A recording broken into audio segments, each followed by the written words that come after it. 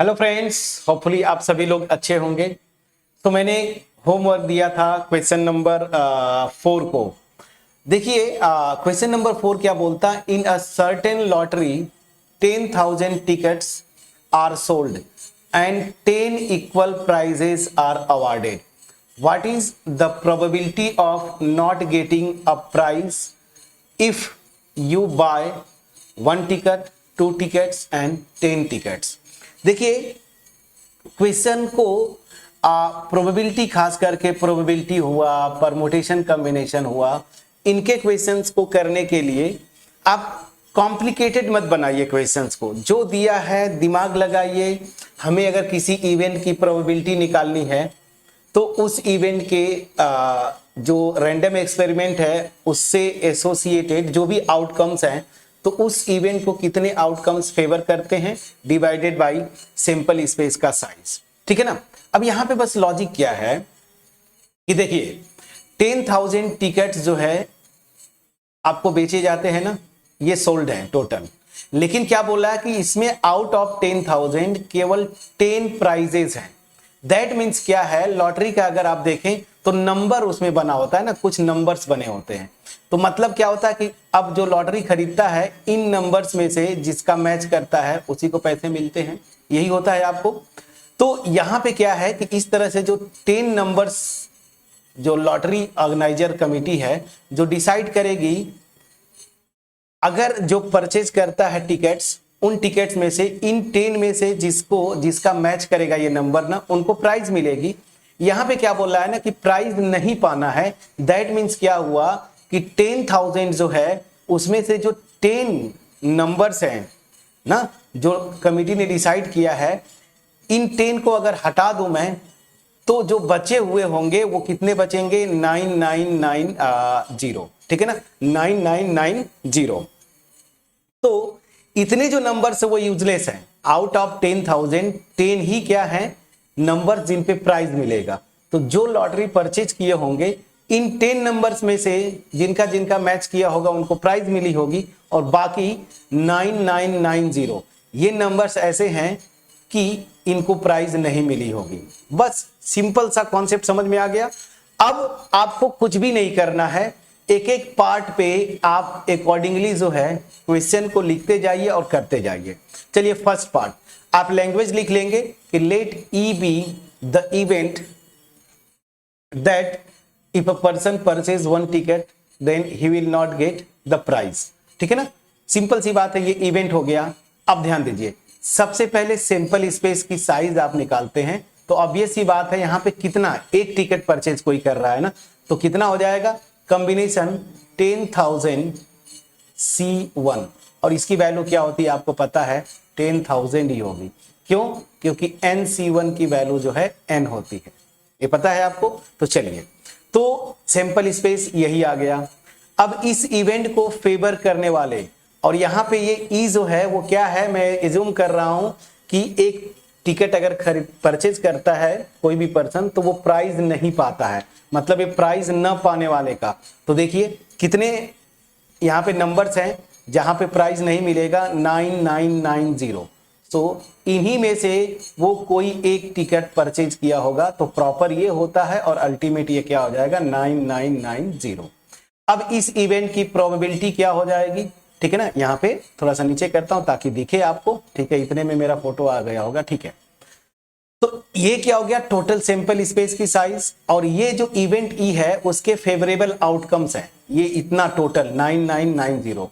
इसमें से कोई एक टिकट परचेज करेंगे तो प्राइस नहीं मिलेगा, तो प्रोबेबिलिटी इस इवेंट की क्या हो जाती है, N of E divided by N of S। N of E आपका 9990 और N ऑफ S आपने 10,000 लिखा हुआ है।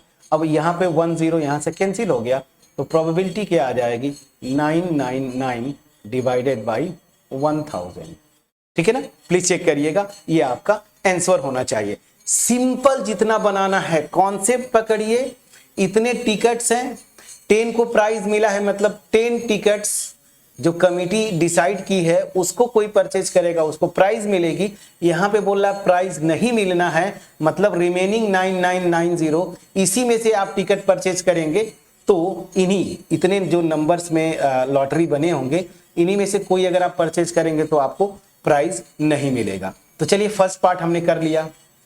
अब आते हैं सेकेंड पार्ट पे। सेकेंड पार्ट क्या बोल रहा है कि 2 टिकट्स, कोई बात नहीं, इसी के अकॉर्डिंगली आप सिंपल स्पेस बनाते जाइए।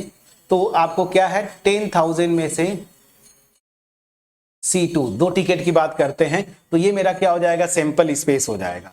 और यहां पे याद रखिए N ऑफ E, मान लीजिए इस केस में भी इवेंट E ही है कि 2 टिकट परचेज करे और प्राइस नहीं पाता है, तो ये क्या हो जाएगा, इसमें से 2 टिकट परचेज करेगा ना, 10 तो हटा दिया आपने, तो 9990C2। बस यहां से आपका प्रोबेबिलिटी क्या आ जाएगी, अगर आप 2 टिकट परचेज करते हैं आपको प्राइस ना मिले तो क्या क्या हो जाएगा 9990C2 डिवाइडेड बाई 10,000 C2। ये आपका आंसर हो गया, प्लीज चेक करिएगा। ठीक है, बस ये हो गया। अब चलते हैं, ये सेकेंड पार्ट था मतलब बी पार्ट। अब आ जाते हैं थर्ड पार्ट। क्या बोला 10 टिकट्स, अगर आप 10 टिकट भी परचेज करें तब भी प्राइस नहीं मिलेगा, मतलब यही जो 9990 है ना, इन्हीं में से आप 10 टिकट्स परचेज करेंगे। तो यहाँ पे जो सिंपल स्पेस की साइज हो जाएगी फ्रेंड्स 10,000 में से 10 टिकट्स का कॉम्बिनेशन आपको बनाना है ना, तो ये मेरा हो जाएगा क्या, सॉरी 10 टिकट्स है, 2 नहीं है, 10 टिकट्स यहाँ पे आप परचेज कर रहे हैं, तो 10 टिकट्स परचेज करेंगे तो C10। और यहाँ पे इस इवेंट को जो फेवर करने वाले आउटकम्स होंगे वो 9990C10। अब यहां से आपका प्रोबेबिलिटी आ गया इस इवेंट E का, और वो क्या है, इसको फेवर करने वाले, तो 9990C10 डिवाइडेड बाई 10,000 C10। ये आपका आंसर हो गया। तो कितना आसान था, बस मेन लॉजिक यहां पे जो मैं शुरू में बताया, मैं इसको ब्रैकेट में कर देता हूं ताकि जब आप नोट्स देखें मतलब ये वीडियो देखें तो ये मेन पॉइंट है कि 10,000 टिकट्स मतलब क्या, 10,000 नंबर्स का कॉम्बिनेशन होगा, मतलब वो टिकट्स होंगे। 10 को तो अवार्ड मिलता है, तो इन 10 को छोड़ के कितने बचेंगे, इतना, इसमें से अगर कोई टिकट परचेज करे तो उसको प्राइज नहीं मिलेगा, और यहां पे वही बोल रहा है कि प्राइज नहीं मिलना है। अब 1 टिकट परचेज करे उसके लिए, 2 टिकट परचेज करे उसके लिए, 10 टिकट्स परचेज करे उसके लिए, सेम तरीके से आपने इसको किया। तो कितना इजी क्वेश्चन था। अगर आप कॉम्प्लिकेटेड बनाएंगे ना तो फिर क्वेश्चंस में दिक्कत होती है, ठीक है ना। तो होपफुली क्वेश्चन नंबर 4 जो था क्रिस्टल क्लियर वे में आपके पास ये सोल्यूशन पहुंच पाया होगा।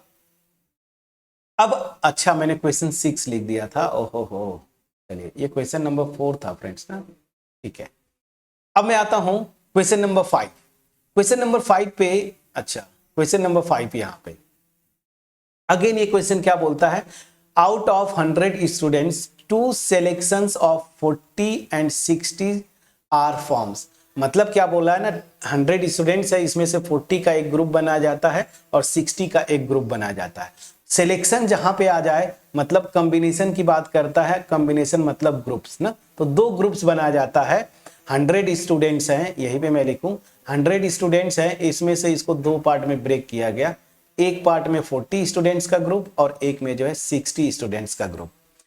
If you and your friend are among 100 students, मतलब आप और आपके फ्रेंड जो है इसी 100 स्टूडेंट्स में से हैं।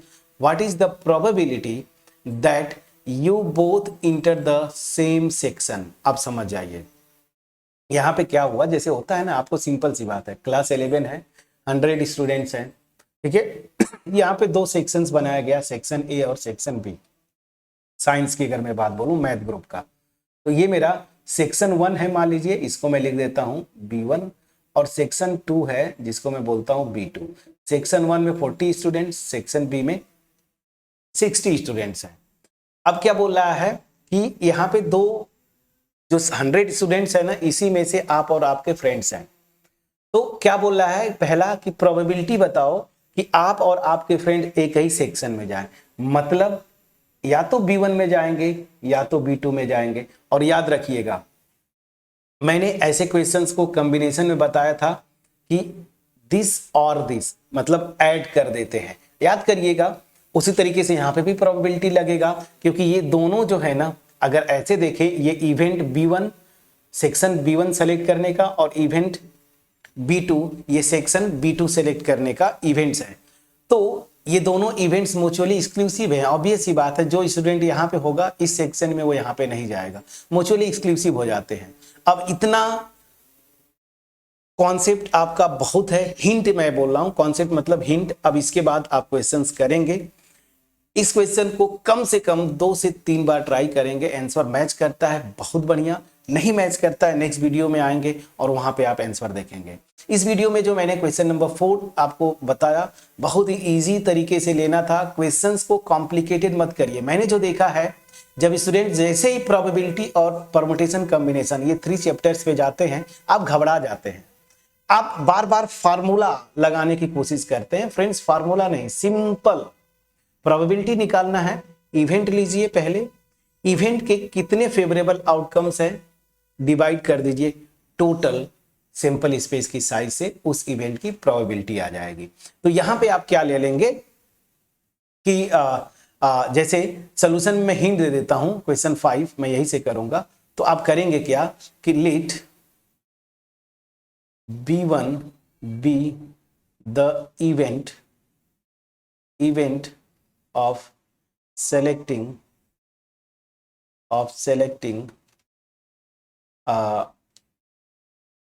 40 students ना, 40 students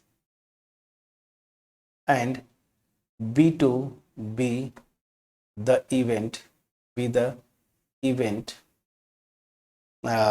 for selecting remaining 60 students. ठीक है ना। बस अब आपको क्या निकालना है कि आप और आपके फ्रेंड्स जो है इसी सेक्शन में आएंगे, एक ही सेक्शन में आएंगे। तो या तो B1 में आप जाएंगे या तो B2 में जाएंगे। तो अब यहाँ पे कॉन्सेप्ट, और B1 B2 जो है म्यूचुअली एक्सक्लूसिव हैं। तो यहाँ पे मैं नोट करके ले देता हूं, या ऐसे में लिख देता हूं। चलिए, clearly events B1 and B2 are mutually exclusive,